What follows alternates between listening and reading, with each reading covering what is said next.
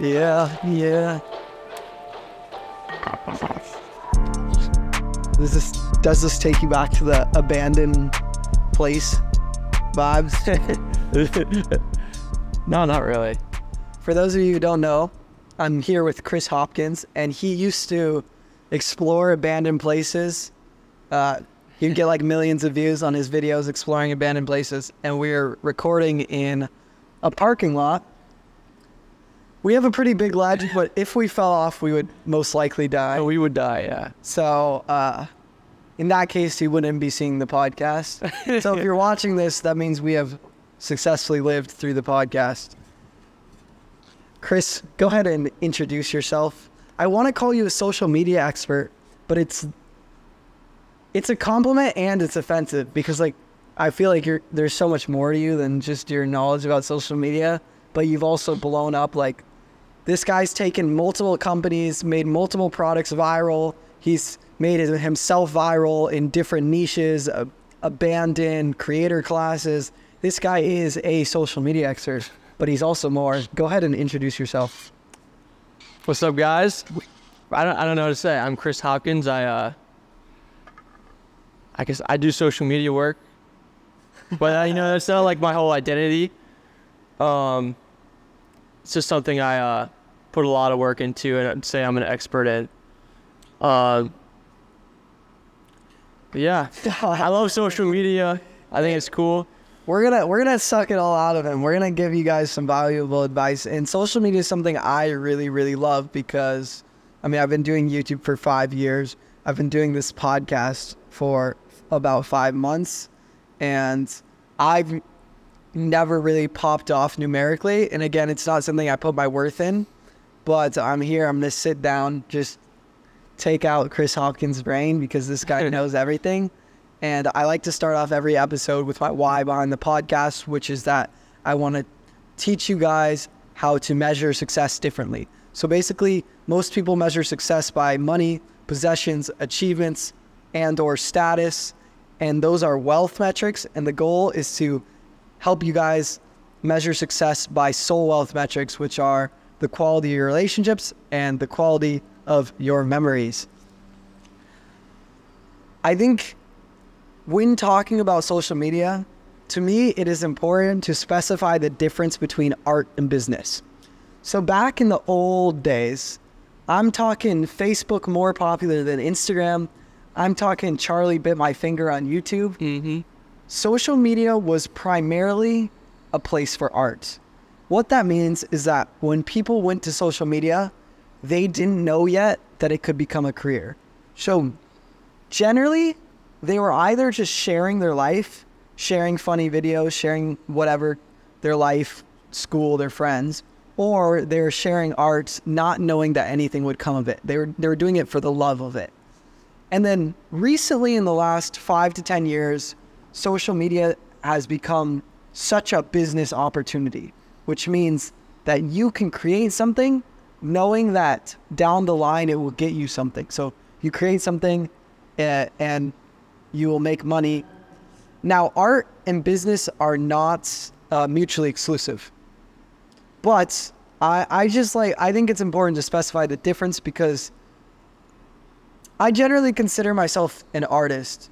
I do this podcast and I hope that one day it will result in funding my life and making money and whatever, but I do it because I love it.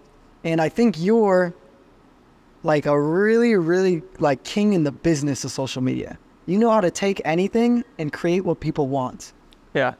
And I also think though that what you're doing now and the new path you're going on, you're going to be someone who knows business that's going to result in art. And I'm someone I hope is an artist that results in business. So this is why I love learning from you. And do you have any thoughts on that specifically? Sounds good. It all sounds good so far. I'm going to put my phone over here to the left because I hate having it in my pocket. So,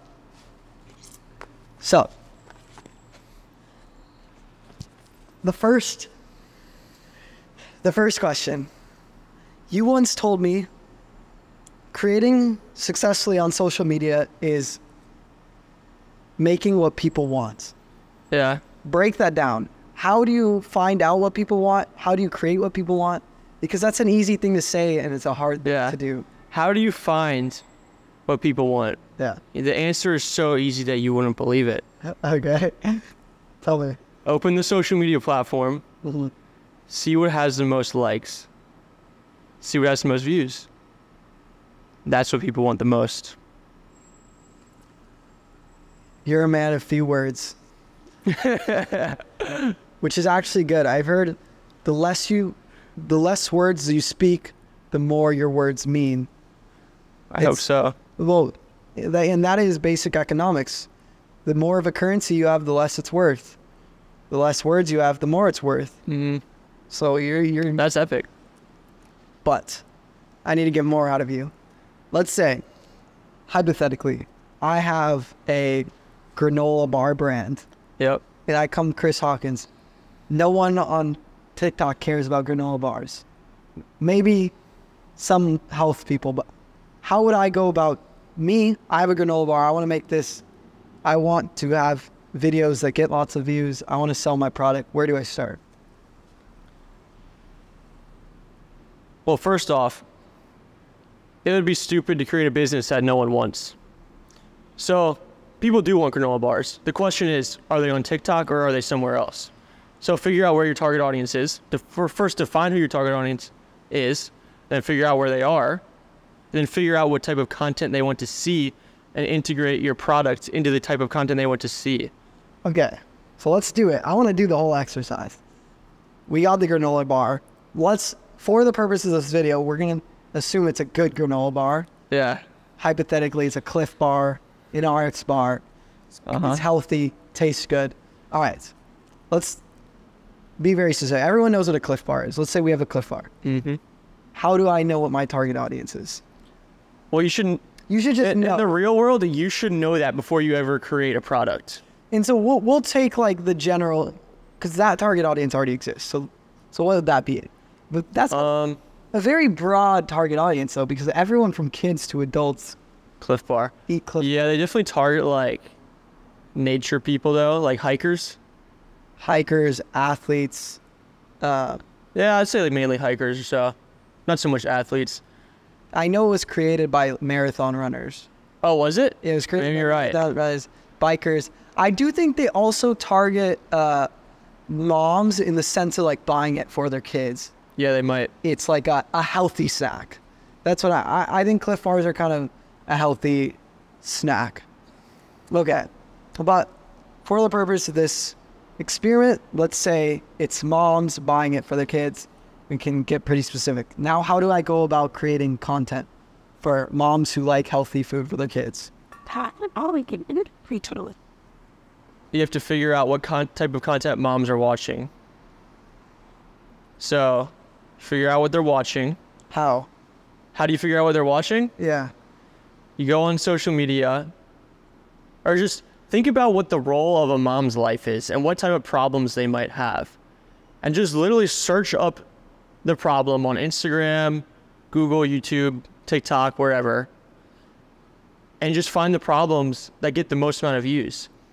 And then it would be best if it had something to do with food. So like, what should I feed my baby? Or like... So, would you go on TikTok? So first you would start off with the mental experiment. So you'd say, all right, what are the biggest problems that moms have? And would you be able to give it? In the real world, you should do this before you even create the business. Like we're working backwards right now. You should figure out the problem and then create a product that solves that problem in the first place. Okay. But I'm trying to go from the perspective of like brands are handing you, like you've been handed brands before. And then they'll provide you more information than I'm giving you right now. So I don't know anything about moms. So this is like, it's not an amazing example, but like, let's say if we use like a hiker, like outdoor people. Yeah. So like, think of it from this perspective. Like if you wanted to do a brand deal with Cliff Bar and all their target audience was hikers, you would hit up a bunch of hikers who have authority in the space and tell them to promote the product. So like the closest you could get to that while creating your own content is become an authority in the hiking space so they know, like, and trust you, and then you just stick your product in there. Interesting. Could you give an example of a company that you have, I don't know if you're allowed to, but could you give an example of a company that, like, you went through these steps? Yeah, absolutely. So, I was working with a exploring social media app that was all about exploring cool places and meeting other people that explore. And I had the best exploring content in the game already in my camera roll. So I just used my old content and made an ad. Like, I was exploring all these crazy places and people will, like, have never seen them before. The footage was crazy. You could tell I was an authority figure in the space just from a single video. So they had already built that trust up. And at the end, I just promote the ad or promote the product. I'm like, yo, if you want to be like me, download the app. Okay. Interesting. Let's get into specifically, you've had a lot of ideas that are, actually, first tell them why you don't believe in virality. Oh, okay, this is perfect, yeah. Virality doesn't exist because it's completely subjective. One time I had someone comment on one of my TikToks. They're like, go on the TikTok website. TikTok classifies virality as 50 million views. I'm like, bro, what are you talking about? First off, it doesn't say that. Second off, where do you get that number from? Like, Charlie D'Amelio getting 1 million views is completely different from a Cliff Bar getting 1 million. Cliff Bar getting 1 million views, because Charlie D'Amelio's audience is like the whole world. So like 1 million views would actually be nothing to her because she's targeting so many people. But let's say you're only targeting 2 million people and you get 1 million views, and that's insanely viral. So like, how are you going to say what is viral or not? You're only meeting certain demands. Like, there's only such thing as supply and demand. So more or less views. Like, there's no, it went viral. And I think another thing on that topic is that not all views are created equally. If I put a product in front of 1 million viewers on TikTok, it's not going to sell as much as a product in front of 1 million viewers on YouTube. It's not going to sell as much as a product with 1 million viewers on podcasts. Generally, this is assuming these people all have the same credibility, authority. Yeah. Depends on the product, but yeah. Usually. And there's so many layers to it. So first, it matters on the creators, like how much authenticity they have. Like, do I trust you? Because I'm not going to buy something. If a random person shows up on my feed and I have no relationship with them, why would I trust a product they're putting on? And that's not saying that TikTokers don't sell anything. They do. But if I'm committing to a whole podcast, chances are I have much more trust in someone if I'm giving them 2 hours of my time rather than 6 seconds. Yeah. So then again, it still varies by who the creator is, what the content is. So there's just so many reasons why views aren't created equally. Of like 1 million views for Charlie D'Amelio probably wouldn't sell as much as 1 million views for Cliff Bar. But again, it's what audience does it hit. The point I'm trying to make is that there's a ton of factors that go into it, and that's why virality is kind of a skewed word. Yeah, like when you're creating content, you should never even think of that. It's a waste of time. It's just a distraction. It's a shiny object syndrome. So what? Like, forget about it. What are the things you should think about when creating content? To deserve something, to deserve a lot of views, you have to serve a lot of people. Yeah. Think about that. Spend all of your time thinking about that. It's the only thing you should think about. And that is called marketing on social media. And then the other thing you should think about is just sales. So like how to fluently or smoothly promote your product while giving them what they also want. Like how to promote your product while also serving them. So it's just marketing and sales. So let's even take out the product. You talked about earlier how you think you believe you could help pretty much anyone become famous. Yeah. How do you, I don't want to repeat on the same questions, but how do you serve? And you're really good at like bangers where I've gone on your channels now and I've seen that you have hooks, you have headlines, you have stories that pop off. How are you able to like know those things? So that's a misconception. Like, I don't know any of those things. But before you make a video, like, you need to have a goal. Yeah. Without any goal, you don't know where you're going. So first I establish my goal. Then I figured out how to reach such goal. I figure out how to reach that goal by looking at who has accomplished that goal. And for the most part, I copy their strategy. That's how every famous person in the world becomes famous, every single one. So there's such thing as following the leader. Most people are following followers. Yeah. And they try to replicate what all the followers are doing. But in reality, you want to follow the follower or you want to follow the leader. Yeah. And the thing is, the leader is already at your point of destination. Yeah. So when you learn how to replicate what they've done, that's when you surpass the leader, you take your own path, and you can put way more authenticity into the things you do. But like as a creator, one of the first things you do is figure out like how the leaders got there in the first place and try to replicate it before you ever even try and do your own thing. Because it's not copying. You're just giving people what they want, and that's a good thing. Also, on that topic, people who complain about copying are not smart, because copying has been around for years and years and years. But people, have you ever heard the term, like, you're never going to be better at Mr. Beast at being Mr. Beast? Yeah. You're never going to be better at being fill in the blank by copying them. So how do you copy what someone's done to succeed, but not like copy them completely where you're never That's a great example. create So your own wave. people don't know this. Like the first video Mr. Beast ever popped off on, he was giving like $10,000 to a homeless person. Yeah. It was not an original idea. Like that had been done so many times. So think about how when I say follow a leader, like literally imagine following someone, like walking right behind someone. Are you going to follow them step by step, like identical? No, that's going to look freaking weird. Yeah. Like you're just going to go in the same direction. You're not going to be like, copy them step for step. You're going to look weird. Yeah. So you literally just want to go in the same direction. So it doesn't mean like copy word for word, Okay. but figure out what made it do good and give people what they want. Like you don't have to be identical to them. When you were doing the abandoned videos, was there someone that you copied? So I was doing, when I was doing the abandoned videos, I was kind of sending it. I mean, honestly, yes, the whole thing was, but let me explain this. So like, here's a first, I'll just use TikTok for an example. I saw one person posting abandoned videos on TikTok and they were popping off. So I was like, I'm gonna go try it. And then I started filming it similar to their videos. It was just like literally like me walking around. And then one day, this random video popped off of just this random kid posting an abandoned video, but he structured it a little bit differently.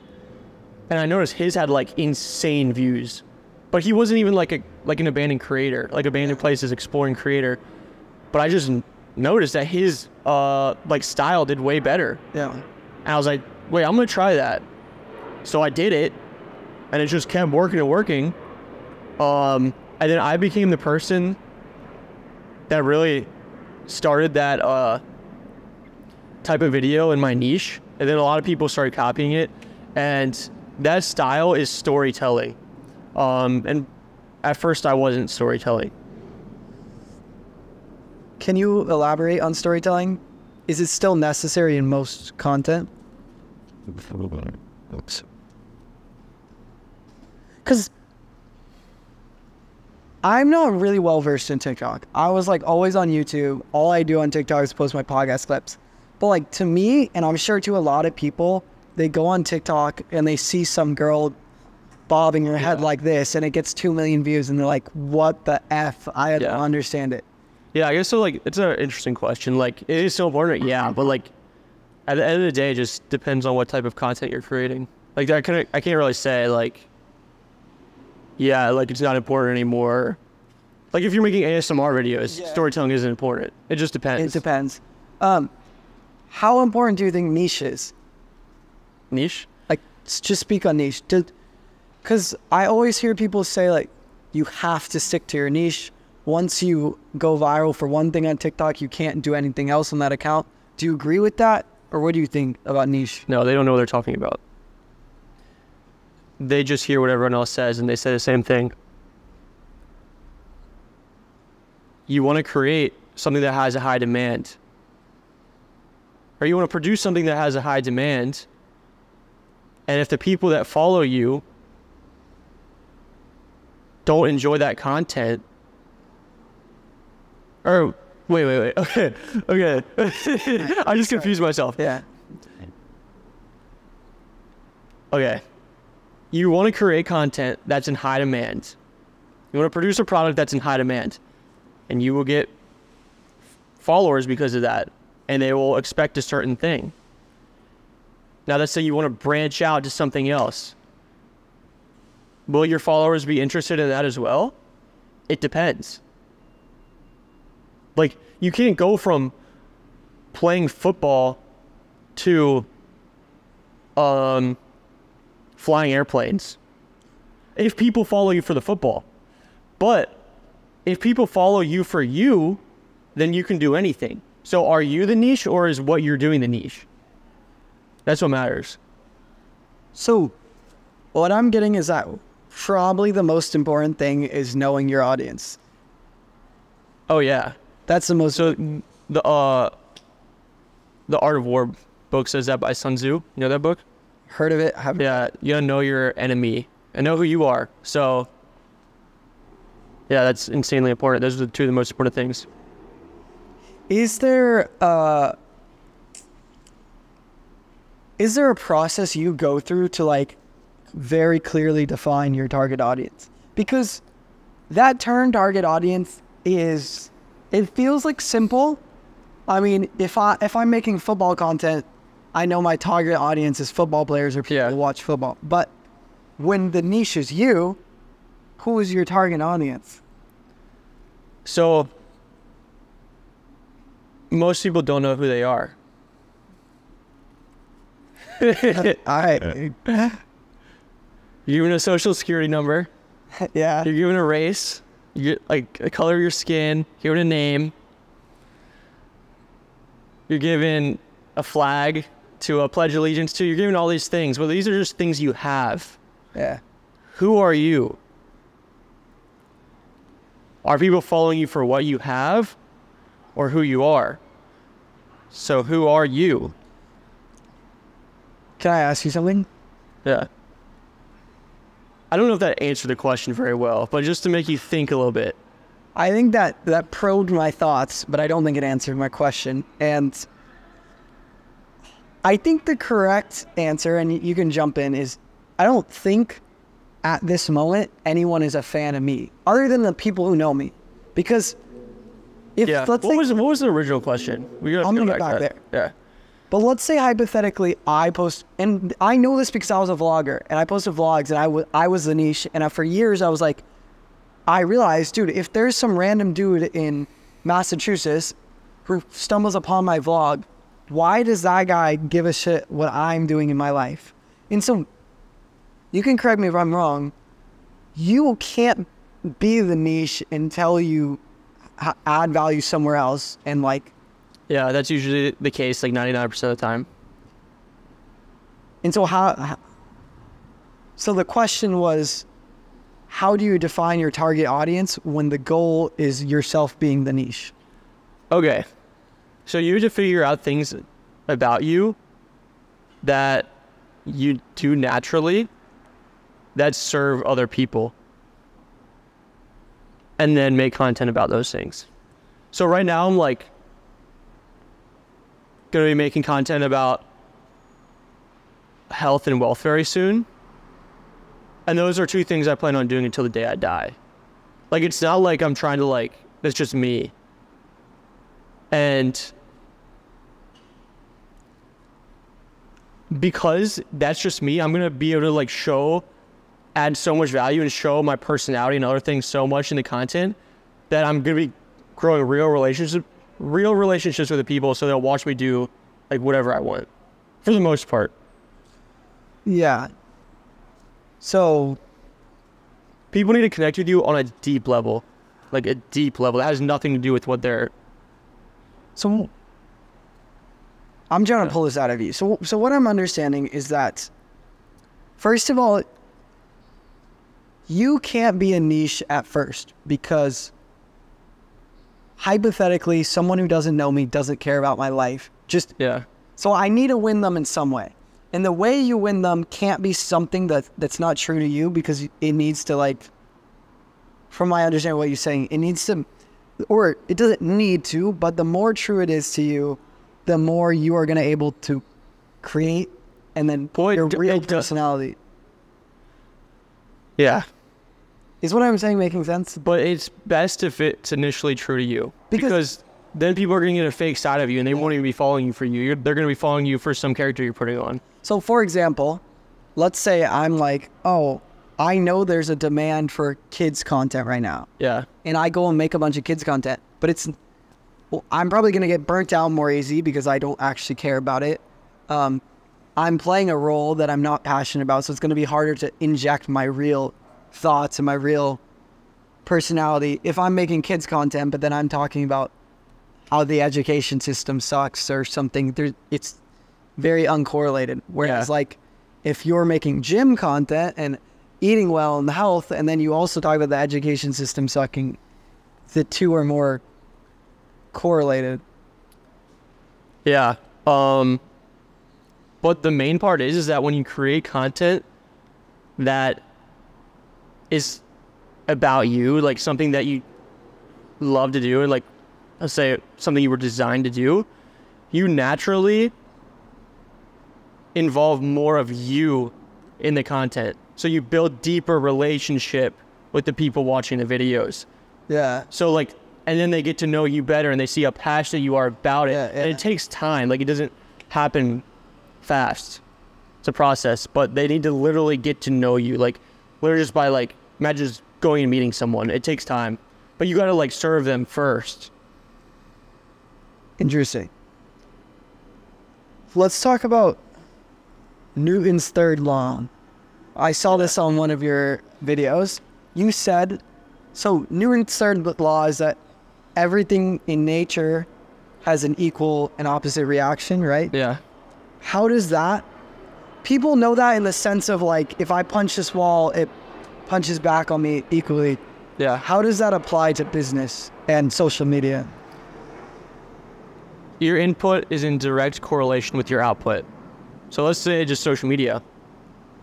If you make a good video, that's the input. The output is a lot of views. Now, if you, let's say like, if you're not getting a lot of views, I don't agree with that. or the views that you want, then your input is not good. You need to change your input. Oh, I don't agree, and I want to jump in because I want your opinion. I've seen videos that are like incredible. Videos that I've watched have changed my life. Yeah. That have like less than 100 views. Yeah. But, and that's what I always tell people, because I'm the soul wealth guy, that you can't measure success by numbers. So, I don't know. I just don't agree with the idea that views reflect how good the video was. It does. Why? Because good, there's no such thing as good either. So you have a target audience, and like people who perceive it as good is completely different. So like Logan Paul can make some stupid I don't like Logan Paul. His videos, his podcast videos get tons of views. Yeah. And it's not necessarily because they're good, but to most people they are good because they perceive it to be that way. Yeah, but by your, I'm just going to give you a situation so you can understand and you can agree or disagree. By your definition, good input equals good output. You said good input equals views. And in this case, that would mean... Like, let's say your target is to get... Your goal would to be... It depends on what your goal is, but let's say your goal is to get a lot of views, yeah. Yeah, I guess, but even by that logic, you would be saying, okay, Logan Paul's content is great because it results in views, whereas maybe someone makes that education system video. Yeah. Like it took 10 years, it didn't even get that many. Well, it's a different goal. So you have to understand the size of your target audience. Logan's targeting everyone. Like if your video is niche down, Yeah. and the target audience is like 100,000 people, and it gets like 50,000 views, and that's good too. But like honestly, who am I to say what is good? There's only better than or worse than when it comes to social media. I mean, I think I understand what you're saying. I just never like the term of success being associated with views in any. Yeah, well, it depends what your goal is. Let's say you want to make $1 million business. Yeah. $1 million per year. If you didn't hit it, you're not successful. But you should never connect your identity to that. Like your identity should never be connected to a quantifiable form of success. I don't know if that's the right word, but you can't like measure it. Well, in a business, it's completely different. It's not attached to your identity. Understandable. And we are talking to you as the business social media guy, so I appreciate this. What about Newland's third law? The way you presented it in the video I watched was you were talking not about what you created in the output. You were talking about what the world had presented and then you using it. Yeah. Like in the example, you had Squid Games. You had nothing to do with Squid Games being viral, but then you came and took Squid Games and put it in your video and you used Jake Paul's house and you described it as, all right, well, Newland's third law, the world put out this virality Squid Game piece and now there must be a reaction online, so I'm going to be a part of that. Yeah. Can you elaborate more on that aspect of Newton's third law? So,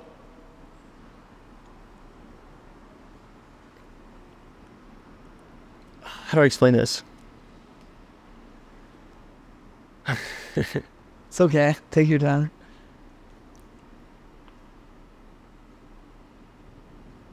Like, it's just the movement of energy. Yeah. That's all it really is. So, like, let's say if Jake Paul is blowing up, you make a reaction video to Jake Paul, it's going to get more views because more people are searching it up. Like, that's as so really basic way of explaining it. In the same way that, like, I can punch a tree and I'm putting my energy into that tree and it's going to put it back to me, people's interest almost works the same way. Yeah, it works Like, the exact same. do you remember, I mean, we're in LA, San Diego. Like, a week ago, there was, like, the hurricane. Yeah. Everyone was talking about this hurricane. Yeah. I made a video about the hurricane now, no one would care. Oh, no, 1 week ago, that was the perfect opportunity to go viral. Perfect opportunity. Perfect. But, so that's, like, the thing is, you have to, and I think you've mentioned before, like, using the social media platforms to know what people are interested in. Yeah, so this is also one of those things where it's like, don't try to chase the numbers. Like, when you notice how it works, it literally comes to you. Like, the hurricane comes, like, just make a video about the hurricane, it'll get views. Like, you don't have to even, like, try to get views. Like, it just happens naturally. Yeah. Because you understand what people are looking at. Do you have any advice for how, like, hypothetically, you're making health and wellness content, and this hurricane comes, the average person might say, oh, these have no correlation, the niches aren't related. How would you make that hurricane into your health and wellness? Well, health and wellness would be two separate things. But, like, let's say if I wanted to get some new people to my page, and it was a wealth page, I would go out, I wouldn't be able to do this, but I would go out in a Lambo and start doing donuts in the middle of the hurricane. Or, like, just like a random, super random example. But it would get more views because, like, you would just, like, put a hurricane on the screen at the beginning and people would be like, oh my goodness. And, like, it's just how it works. Interesting. Yeah. So It depends. So, like, let's say you were, like, football player. Yeah. You could post a video, you playing football on Hurricane Hillary, Yeah. and it would get a lot of views. Interesting. So, like, it is harder with certain topics, but it's still possible within every topic. And you just gotta figure it out. And so like you said, it's all about serving. It's all about knowing who your audience is and serving them. Yeah. And it's hard to pick your brain because you know it so well that you can explain it in a few words, but I know that the person listening to it might not understand what you say. So when you say knowing your target audience, which I think we got into, and serving them, how would you like go about? So what I imagine I would do now based on what you say is I would go find the most similar creator to what I'm doing, and I would figure out why their audience, which is the most similar to my desired target audience, likes whatever is most figure out who has the audience that you want and figure out how they got it. And you always think it's a majority of the time it's serving, because I could give you examples where it's not serving. Like it's serving every time. Okay, what about like a girl who's bobbing her head and it gets 2 million views? To a certain, that's serving. It's not a good way of serving, but you are serving, or you are supplying demand to a target audience that wants it. And you say like you're serving them, like you are serving them technically, but it's not a good thing. In this hypothetical situation, maybe the girl is attractive and a bunch of people want to see this attractive girl, and maybe they want to see her dance. And would that be how it, well, it's not good serving, would that be what you mean by serving? Or serving just means fulfilling a need. Yeah. Like when I say serving, I'm not like fulfilling a want. It's really want or need. Yeah. Yeah. I'm not like talking like it has to be something good right now. I'm just trying to explain it so you know how it works. Well, because the reason I jumped in and said what is because if you said a guy needed to see a girl dancing on TikTok, that doesn't seem accurate. But if a guy wants, that makes sense.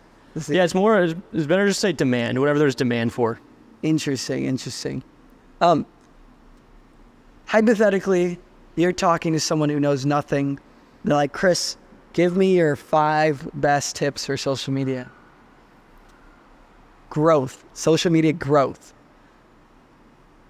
They don't give you any specifics, no topics, they just, I'm creating content on TikTok. What are your 5 best tips? Take your time. Figure out who you are. That's step number 1. Figure out how you can solve people's problems. And then capitalize off of it. 3 steps. 3 steps, and then capitalize off of it. Actually, a 4th step, and then automate it. Automate it. And the 5th step, maybe sell it if you want. Interesting. Up to you. But if it's something you're really designed to do, then you probably won't want to sell it. You'll probably love doing it. So yeah, it depends. Interesting. All right, I'm gonna get into this garden analogy. All right, we got kicked out of parking garage there, and I'm going to explain this garden analogy that completely changed the way I think about social media, completely changed the way I think about building a brand. Because what I want to do is build a brand, the Soul Wealth brand. And basically what he explained to me is that most people's goal on social media when they build a brand is more people, more viewers. That reason for the more viewers is different amongst everyone. Maybe you want more viewers because you want to sell more of your product to make more money. Maybe you want more viewers because you want to have more influence, more control over your audience. Maybe you want more viewers because you really care about teaching and learning and serving. But whatever. It doesn't matter if the goal is whatever the reason the viewers are. Let's just say hypothetically, they're butterflies. And I have a net. So in this situation, my net is probably my podcast reels on Instagram and TikTok and whatever. And I'm like swinging at the viewers. I'm trying to catch more butterflies. Most people get to the point where they want a bigger net. They want a bigger net because a bigger net catches more butterflies. So me, let's say I want a bigger net. Hypothetically, there's a few things I could do. I could put my reels on more platforms, and then by having my reels on more platforms, I have a bigger net. Maybe I edit my videos in a way that gets more views. I try to make my net bigger. Maybe I become a better storyteller on my podcast. I try to make my net bigger. But what this guy said is that you don't want to focus on the net. What you want to focus on is the garden. The garden will attract the butterflies, and the butterflies will cross pollute everything in the garden. So I'll give you a real life example and a social media example. In the real life, you have Disneyland. Disneyland on the surface might look like a theme park, and it is, but it's a part of a garden. And the garden is surrounding the brand of Disney, and the brand of Disney in the middle is the movies. So there's these movies that create these characters. Out of these movies and these characters, they built a theme park. Everything in the theme park is based off the movies. Out of the movies, they built toys, they built Legos. Everything in the toys and the Legos are based off the movie, and they also sell the toys and the Legos in the theme park. So now the movies are promoting the toys, and they're promoting the theme park, and the theme park's promoting the toys, and the theme park is promoting the movies. And you could extend this even further out, and you could take Disney's app. They make shows. The shows also promote the toys. The shows also promote the theme park. They promote the movies, everything. It's one big garden where everything cross-pollinates. I'll give you another example, social media. Let's take Jake Paul. You can be a fan of Jake Paul as a vlogger, a YouTuber. You can be a fan of Jake Paul as a boxer. You can be a fan of Jake Paul for his betting company. You can be a fan of Jake Paul for PFL, the fighter league he's made. You can be a fan of Jake Paul for the podcast he's been on. So there's numerous reasons to be a fan of Jake Paul, but everything is connected by him as a person, and they each cross-promote each other. That's why before every fight, he's wearing his clothes for his better brand. So by doing his fight, he's promoting his gambling company, even though they're completely different worlds. And so that completely changed my opinion as a business, because I'm just like, oh, how do I make the bigger net to get podcast listeners? But now I'm like, I don't want to focus so much on the net. The net is important, but what I really want is the garden. And it also helps me to accomplish more of my mission, because I think of myself as a Christian, and my ultimate goal is to bring people to God. But I don't want a Christian podcast. I'll talk about God on my podcast, but I want it to reach atheists and plant those seeds. But now, knowing what I know now, I know that I can do something completely different. Maybe I have a Christian YouTube channel, and I have a fitness channel, and I have this podcast, and they each are connected by me being the Soul Wealth brand. And now I can bring people to God. So a great example of this is Alex Eubank. He is a fitness creator. He's a young LA athlete. He has a podcast all about God. So he brings all these people in for fitness. They don't care about God, or it's not their top priority. And they grow to love Alex's personality in the vlog. They grow to love him because they respect him as a lifter, a fitness YouTuber. And then they go, oh, I want to try out his podcast. They hear him talking about God, and now he's serving his mission of bringing people to God while also making money and building a brand. And I know I just ranted forever about that, but and I don't know what the question here is, but I guess I more so want your thoughts on this garden analogy and elaborating on it, because I think you have a lot to add here. It's real. I've been in what I would say is the top 1% in a few things in life. And that's always been how it works. And creating the garden is you're creating what the butterflies want. It's just exactly what I was explaining earlier, where there's supply and demand. So you see the demand, like the target audience is the butterfly. Figure out what they want. You create it, then it naturally comes to you. Then you can sell them whatever you want. The same idea. I think, too, but yeah. I think, too, though, the plus of having multiple things that the butterflies want is that it not only is opportunities to hit different audience. So for like example, the people who like boxing might find out about Jake Paul are not the same people who like Jake Paul as a vlogger.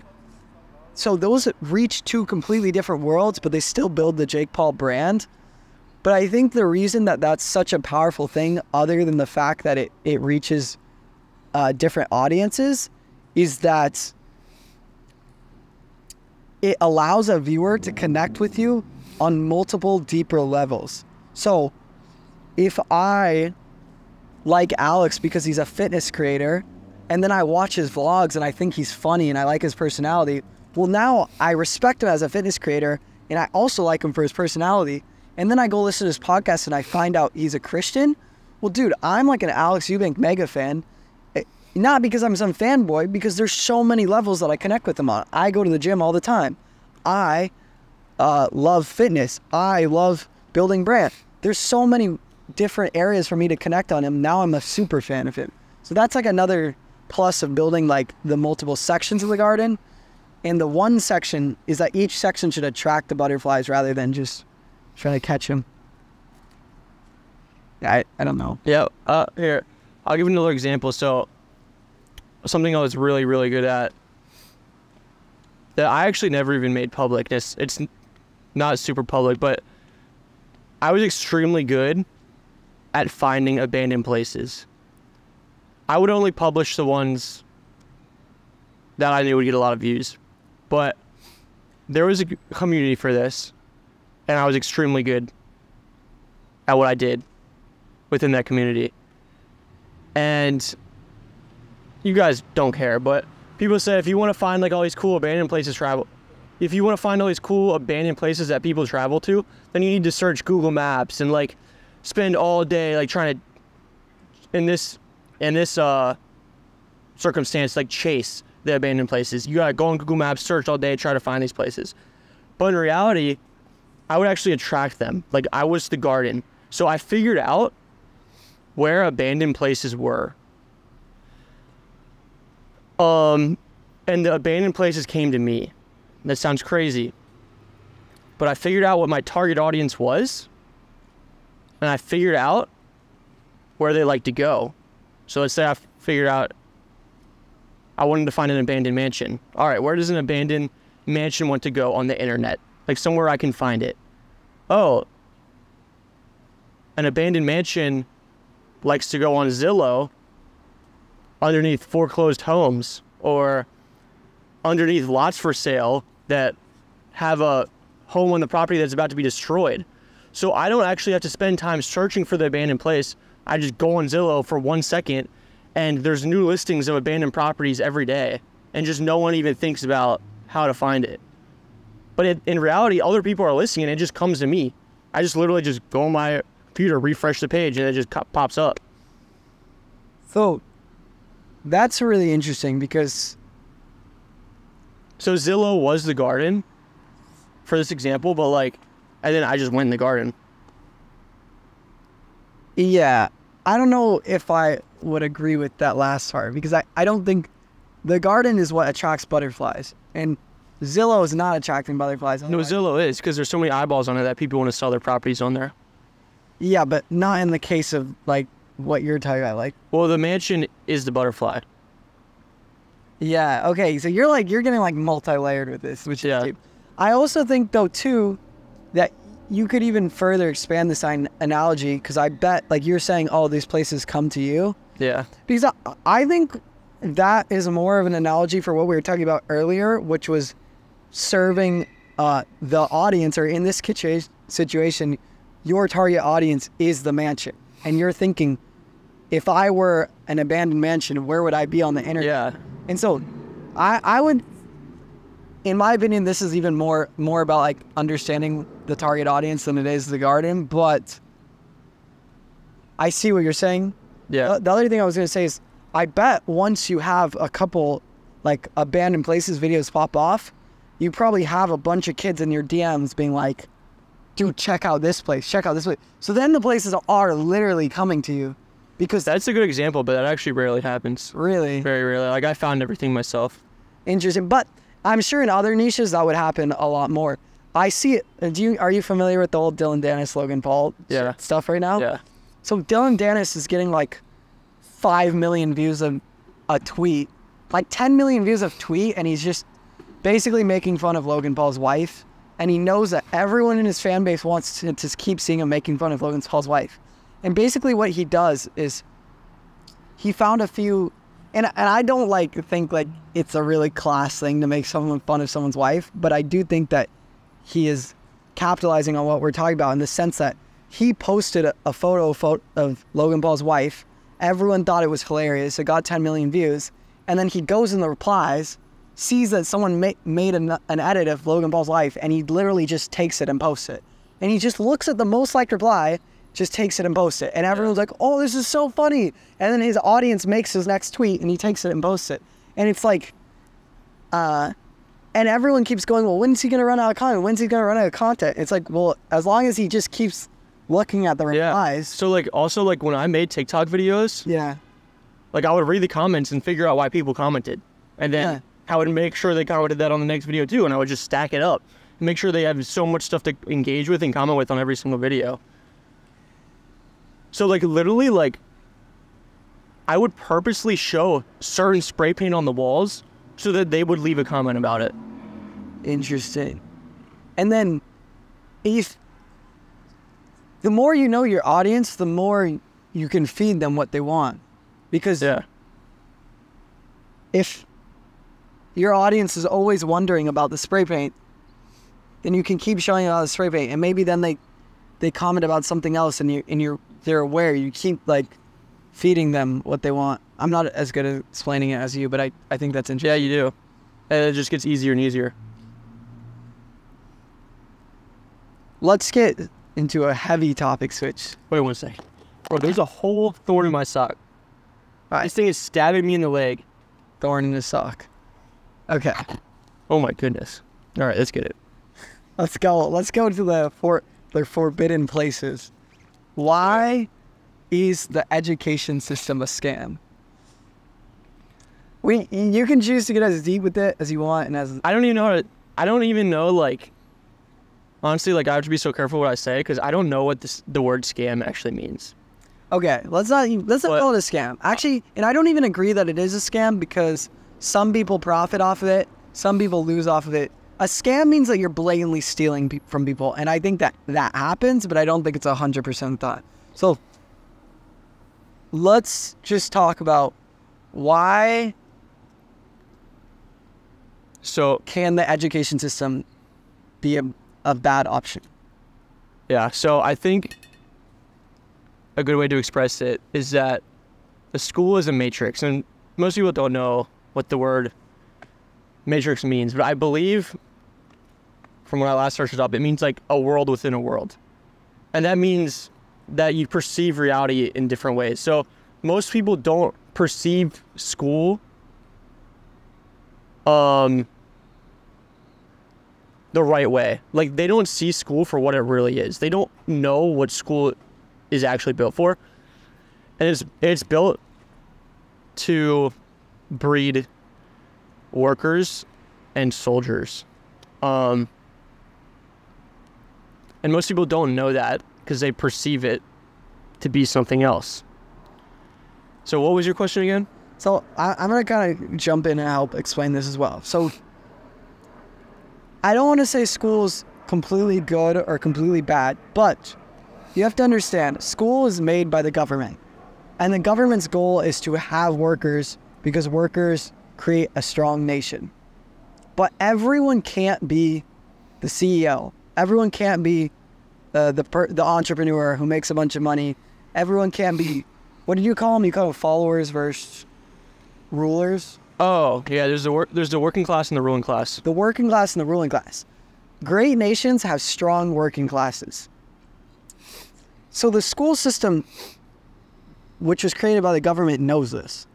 So their goal, and you can jump in when you want, is that the goal of the school system is that they want you to become a worker. They want you to fill jobs. And that the easiest way to be a worker is to be someone who takes orders well, who accepts what they're told, basically to be a follower, and in a form that is indoctrination.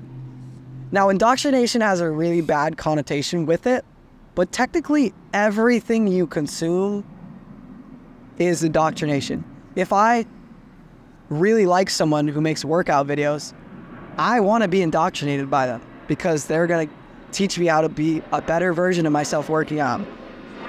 So I guess elaborate on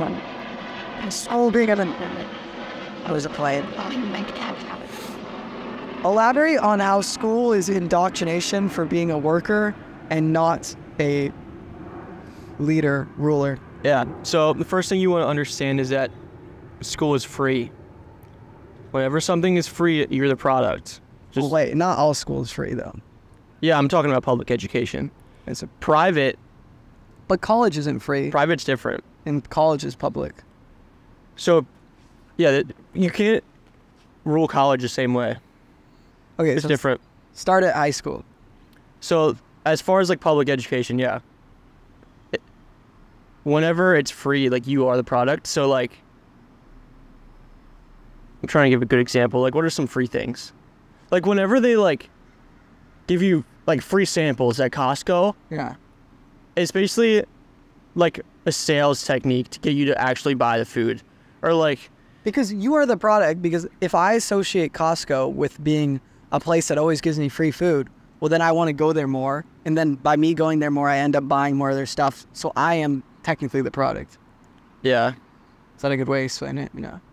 yeah, it's a pretty good way. Like, they're just gonna want something out of you Yeah. every single time you get something for free. And when you think of the school system, it's like, wait, what are they getting out of me? Like, no one is even aware.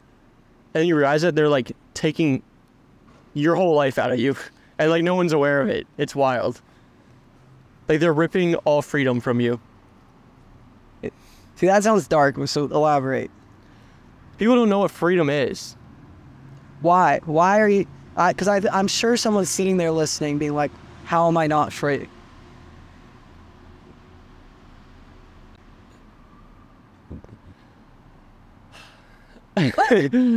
Well, that's a wild question.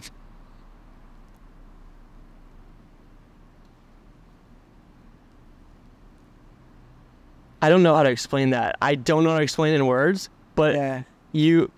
a lot of people have been deceived to believe what freedom looks like. So here's a good way to explain it. Like, people in North Korea are not aware of the outside world. Like, they just don't know anything different. So they think their life is normal. Like, they might think they're free unless they know something different.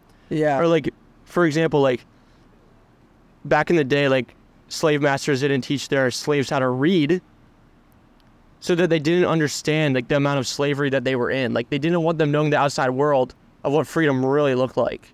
Like, they wanted them thinking that their life was normal. And it works the same way with school. Like, people aren't aware of what they're getting themselves into, and they think that working a 9-to-5 job and all this stuff is freedom, when in reality it may not be. And for me, it's not. It's really it's subjective for everyone, but Freedom is the ability to do what you want within like the law, and there's a ton of people who don't want to be in school, nor they don't want to be in school, but they have to. That's how it works. You can jump through a ton of hoops to be homeschooled, but you legally have to go to school. So even just at that baseline, you're technically not free in the sense. that's the craziest part. Like, you're forced to go. Yeah. Even at that baseline, you're not free. But then school, again, when anything's free, which is provided by the government pays for it, then you are the product. What are they gaining out of you? Well, they understand, like we said earlier, that a strong nation is built on the working class. So what they're gaining out of you is that they're preparing you to fill in jobs. Now, I can't say that this is the worst thing in the world, because Yeah. some people need to work jobs, and like for many, many years, America has been a strong nation. So I can't say it's the worst thing in the world, but I think what's important to identify is you either become a worker or a ruler. And the reason that a majority of people are workers is because the school system sets you up to be that way.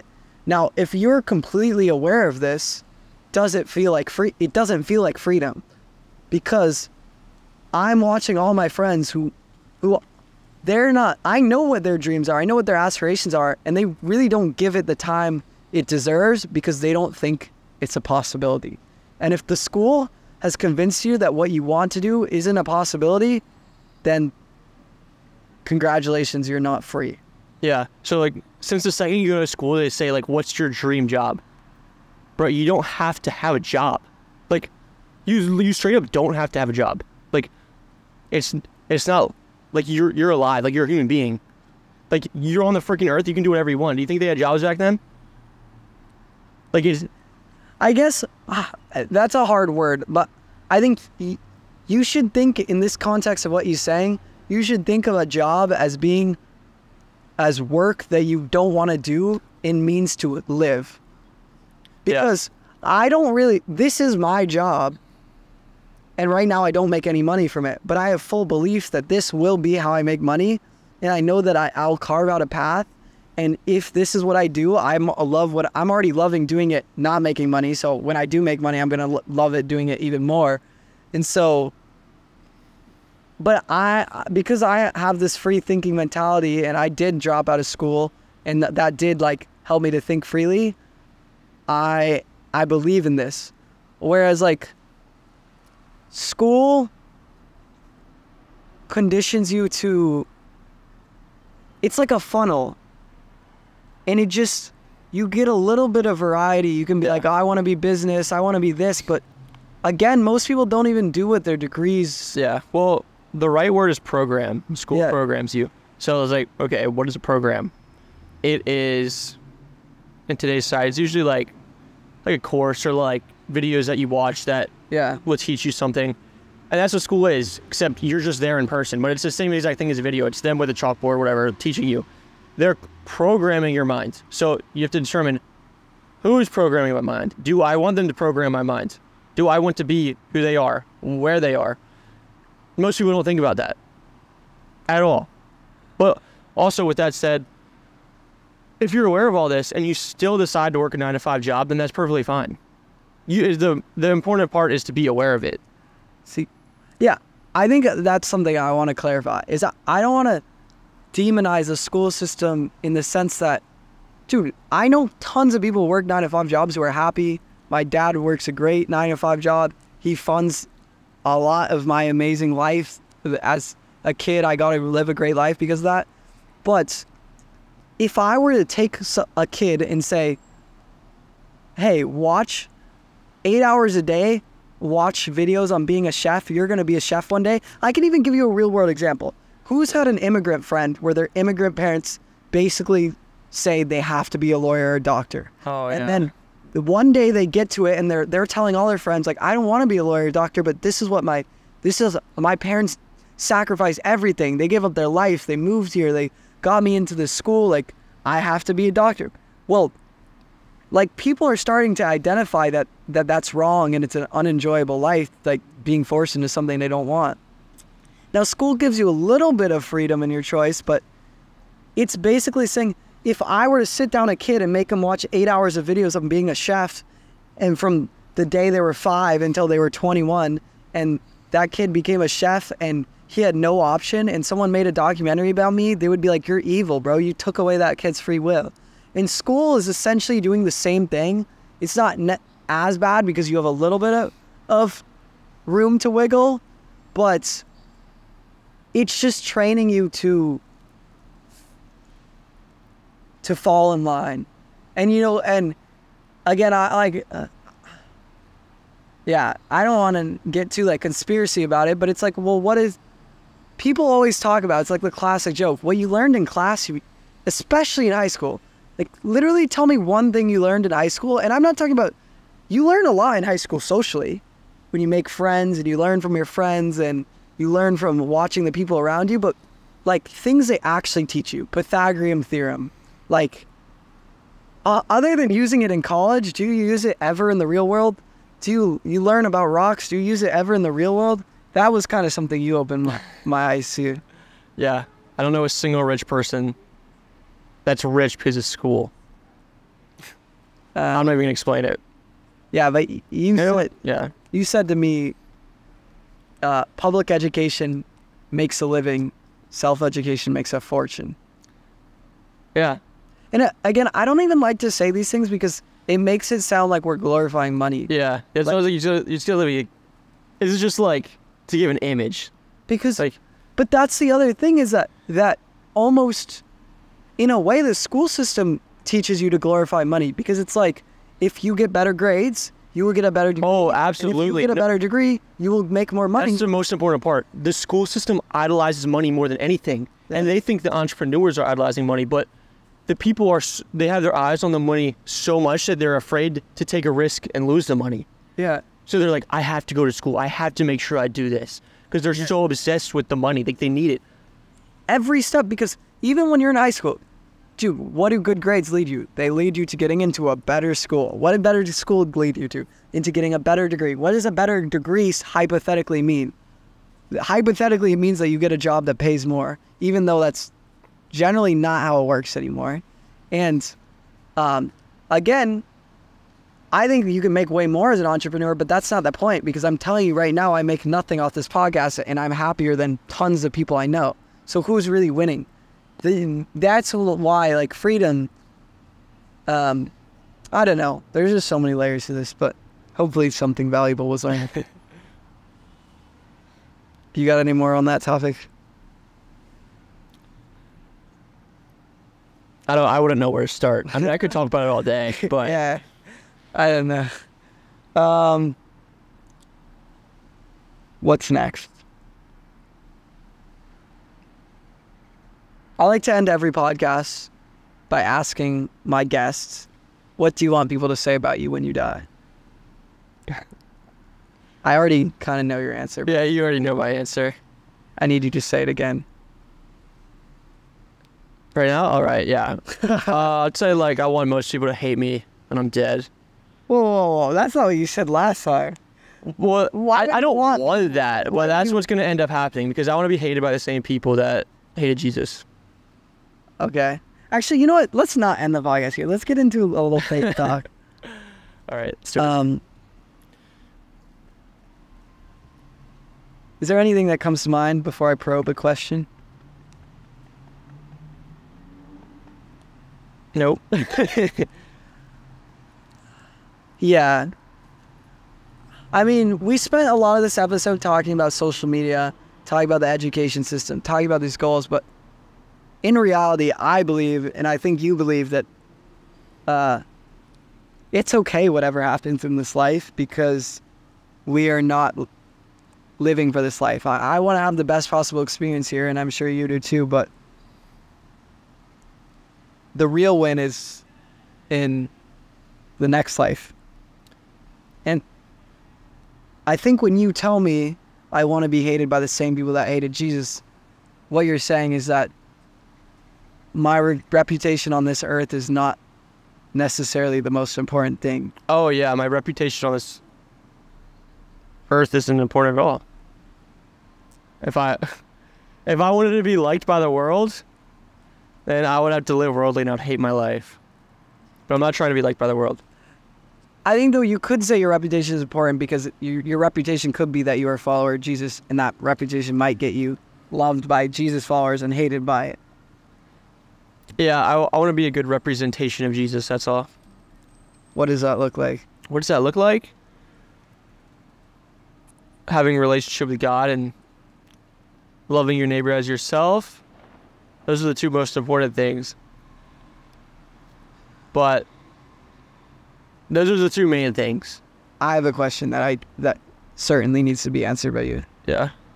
Creating on social media, you've had tons of pages get to millions of views, hundreds of thousands of followers. Social media can be extremely worldly. It can lead you to money. The Bible says chasing money is bad. Fame, it's not really specified in the Bible, but we don't see it as the greatest thing. How do you pursue a career in social media, but keep God number one in your heart?